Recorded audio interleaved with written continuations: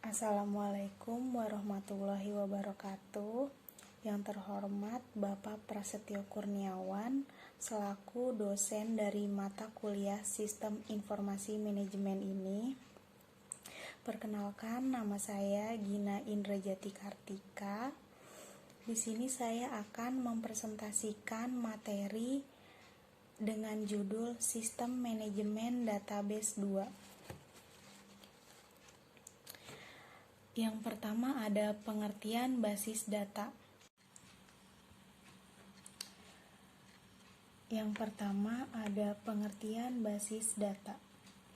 Menurut CJDET mengatakan, basis data atau database adalah suatu kumpulan data operasional yang sengaja disimpan dan dipakai oleh sistem aplikasi dari suatu organisasi.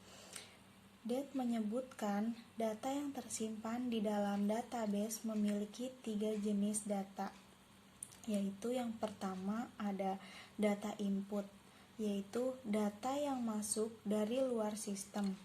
Yang kedua ada data output, yaitu data yang dihasilkan sistem. Sedangkan yang ketiga ada data operasional, yaitu data yang tersimpan pada sistem. Lalu di sini yang kedua ada sistem pengolahan. Pengolahan data elektronik atau biasa disingkat PDA atau Electronic Data Process adalah manipulasi dari data ke dalam bentuk yang lebih berarti berupa suatu informasi dengan menggunakan suatu alat elektronik yaitu komputer. Dan yang ketiga di sini ada siklus pengolahan data. Di sini saya tampilkan gambar. Yang pertama ada input, proses, dan output. Lalu dari siklus pengolahan data ini dikembangkan menjadi organization, input, proses, output, distribution. Dan di dalam processing ini ada yang namanya storage.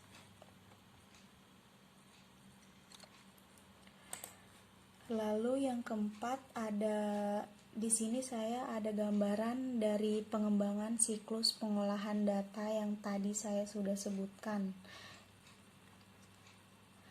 Yang pertama ada organization, yaitu berhubungan dengan proses pengumpulan data atau pencatatan.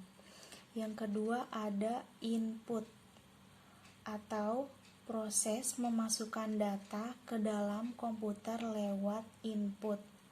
Yang ketiga ada proses, yaitu proses pengolahan dari data yang sudah dimasukkan yang dilakukan oleh alat proses. Yang keempat ada output, yaitu tahap proses menghasilkan output dari hasil pengolahan data ke alat output. Yang kelima ada distribution, yaitu tahap penyebaran output ke pihak yang membutuhkan informasi. Dan yang keenam ada storage, tahap proses perekaman hasil pengolahan ke simpanan luar. Yang kelima di sini ada metode pengolahan data.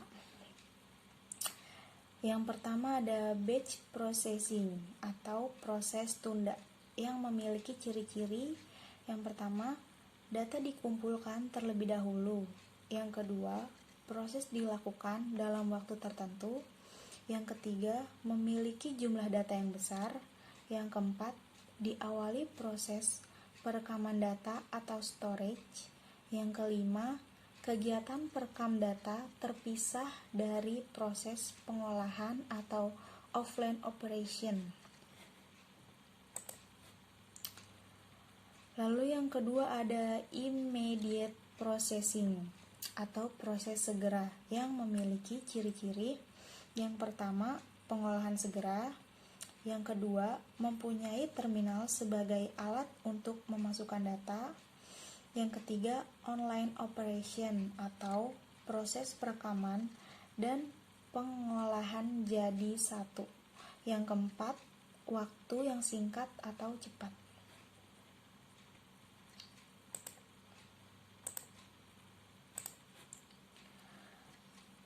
Lalu yang ketujuh di sini ada database management system.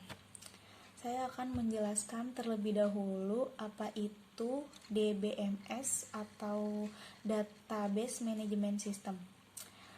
Database management system adalah perangkat lunak yang sangat berfungsi untuk mengelola database, dimulai dari membuat database itu sendiri dan sampai dengan proses-prosesnya yang berlaku dalam database itu tersebut.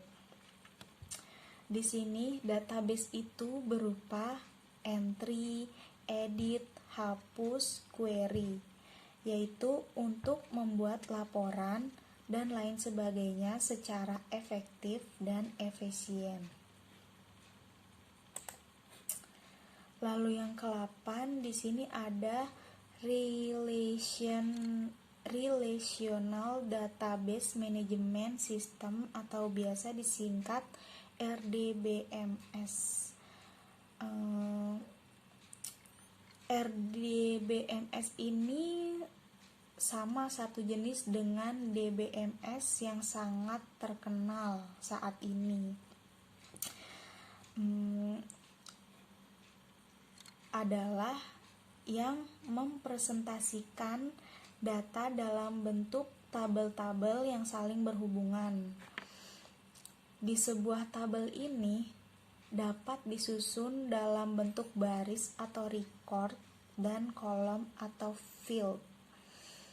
Banyak sekali yang berkembang pada perangkat lunak RDBMS ini.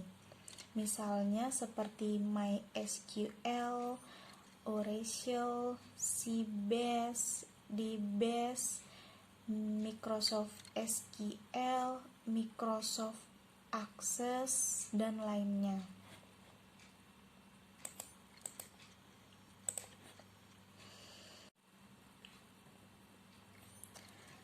Dan yang ke-9 di sini ada 3 kelompok perintah yang akan digunakan dalam mengelola dan mengorganisasikan data di dalam RDBMS, yaitu yang pertama ada Data Definition Language, yaitu merupakan perintah-perintah yang akan digunakan oleh seorang database administrator untuk mendefinisikan struktur data dari database tersebut.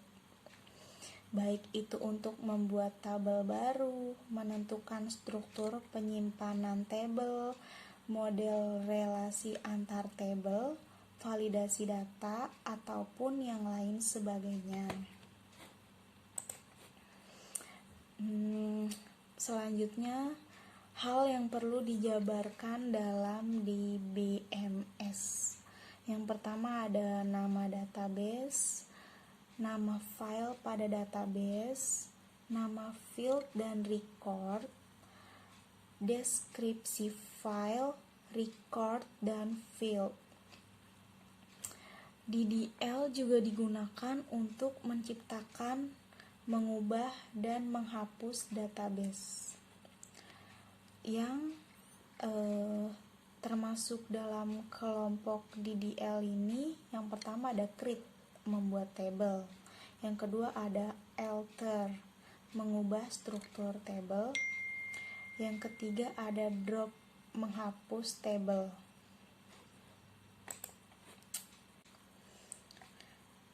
Selanjutnya yang kedua ada Data Manipulation Language atau DML.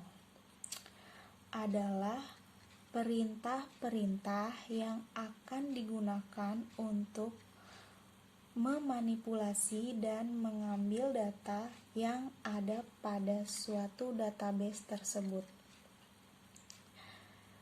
Manipulasi itu yang dapat dilakukan terhadap data adalah yang pertama, penambahan data, pengubahan data, penyisipan data, dan penghapusan data.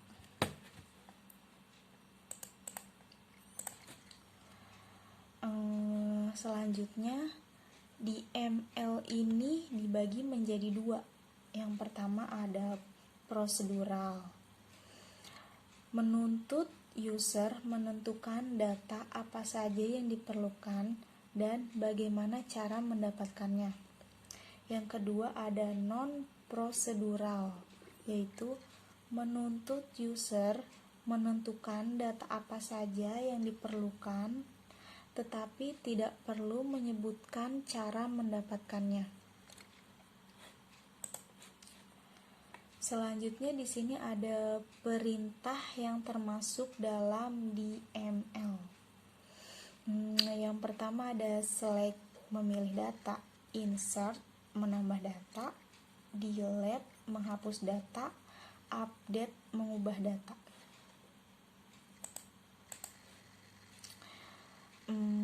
Lalu yang ketiga ada data control language atau DCL. Digunakan khususnya untuk mengatur hak apa saja yang dimiliki oleh pengguna, baik itu hak terhadap sebuah database ataupun pada tabel maupun field yang ada. Melalui perintah ini, seorang admin database bisa menjaga kerahasiaan sebuah database. Perintah yang termasuk di CL ini yang pertama ada grant. Perintah ini biasanya digunakan ketika admin database ingin memberikan hak akses ke user lain. Yang kedua ada revoke, kebalikan dari grant. Revoke terkadang sering digunakan untuk mencabut maupun menghapus hak akses seseorang pengguna yang awalnya diberikan akses oleh admin database melalui perintah grant sebelumnya.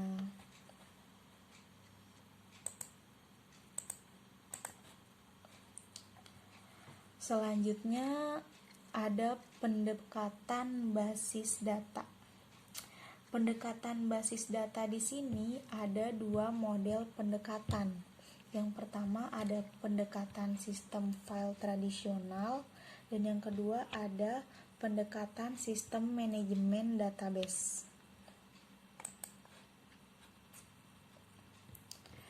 Yang pertama ada sistem file tradisional, yaitu berorientasi pada program aplikasi dan setiap aplikasi berdiri sendiri seperti aplikasi produk, aplikasi inventory, dan aplikasi payroll.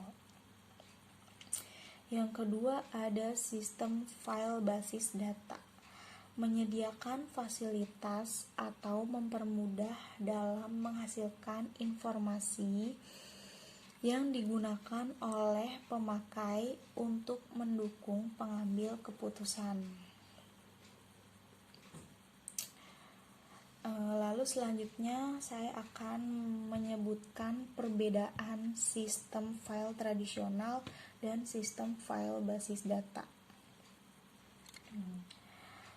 Yang pertama, kalau dalam sistem file tradisional, kesukaran dalam mengakses data dan mendapatkan data. Kalau di sistem file basis data itu mudah buat ngakses dan mendapatkan datanya. Terus yang kedua di sini file tradisional itu timbul redundansi data dan inkonsistensi data. Kalau di file basis data itu minimnya redundansi data dan inkonsistensi datanya. Yang ketiga, dalam file tradisional itu sulit dilakukan pengembangan aplikasi atau kaku. Lalu kalau di file basis data itu mudah buat ngelakuin pengembangan aplikasi atau luas. Lalu dalam file tradisional ini berorientasi kepada program. Kalau file basis data itu berorientasinya kepada data. Demikian presentasi dari materi sistem manajemen database yang telah saya sampaikan ini. Untuk kurang dan lebihnya mohon maaf jika saya ada salah berucap maupun dalam pembuatan presentasi saya. Terima kasih. Wassalamualaikum warahmatullahi wabarakatuh.